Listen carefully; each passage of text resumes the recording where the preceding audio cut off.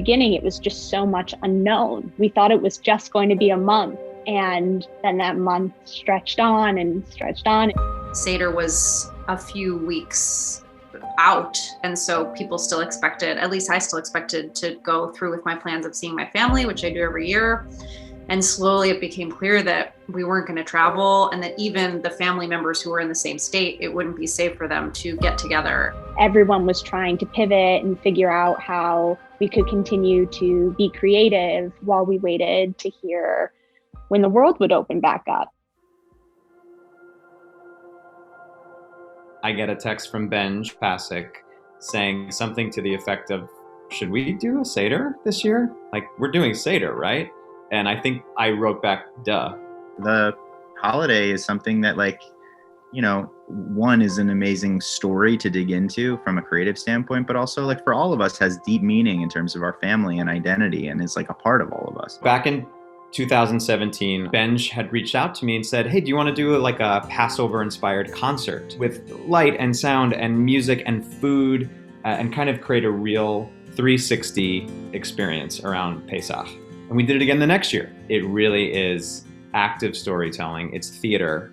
It's the original dinner theater. And I think that the constraints of the pandemic, we were in a weird way prepared for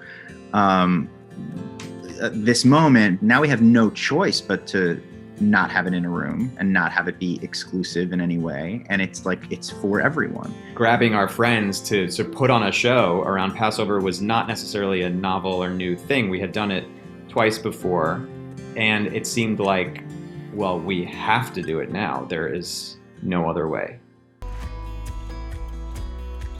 You know, this was early days of COVID. None of us have ever produced digital events. So it was all just like, what could we do this? Like, there was no wrong answer and there was no right answer. It just was created because it had to be. Not only were we doing something that none of us had done before, right? We were doing something that maybe like nobody had really done before. There was also a deep irony to telling a story about plagues while we were experiencing a plague, and recontextualizing the story that you tell a million times. We really threw ourselves into it. Like Benj and I would have the writer's room open on a Zoom until like 3 a.m. And it was very like fly by the seat of your pants. So I would just be cooking dinner, and then all of a sudden like 6 people would be FaceTiming me, and we would try to break the story really quickly. So there really was an energy and a fast-paced nature that, just by the nature of how it came together, was so fun to experience.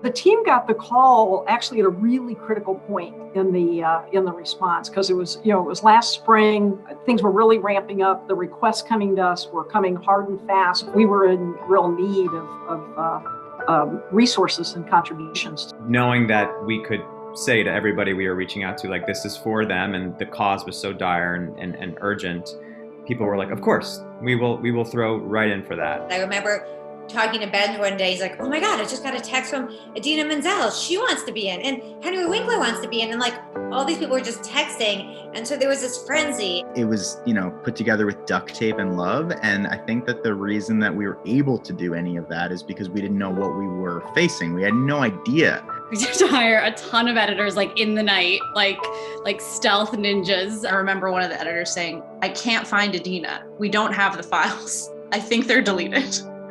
And just like the shock and horror on everyone's faces that we might have to call back Idina and be like, can you please do us a favor again and sing the 4 questions really beautifully? After all, the writers went to bed at 4 a.m. or 5 a.m. And then we woke up at 6 a.m. to do the final cut. And I remember watching it and thinking, I think it's going to be good. Morning of, we saw that we had raised like $20,000, and we were freaking out.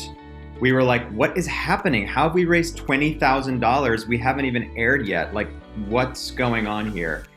And then, of course, that night, it just skyrocketed. I just sobbed throughout the whole thing. I was trying to like do the social media. And then we got to see live people responding, I'm alone, this reminds me of my family Seder. And even more meaningful than that, I've never been to a Seder. Like, I'm a Mormon, I'm a Muslim. Thank you for including me in this table. Like, We're all family. Oh my gosh. I remember watching it with my husband. That has to be one of the best evenings of my life. Immediately after, we all got on a Zoom, so we were like together again to talk about the insane amount of money that we had raised in just 1 hour since it had aired. Saturday Night Seder was able to meet the moment in such a powerful way. Such a positive force at a time that our nation and our world was facing such a public health crisis. Really has meant the world to the CDC Foundation, and certainly the world to everyone that we've been able to help. It's never just been a story about what happened to them. It's basically a holiday that says like, look, you guys, you're out of Egypt, but you better keep telling that story because there are a lot of people who are still in Egypt. So like, tell that story again and again and again, because a lot of people are not as lucky as you are. There will always be suffering, and when anybody suffers, we suffer.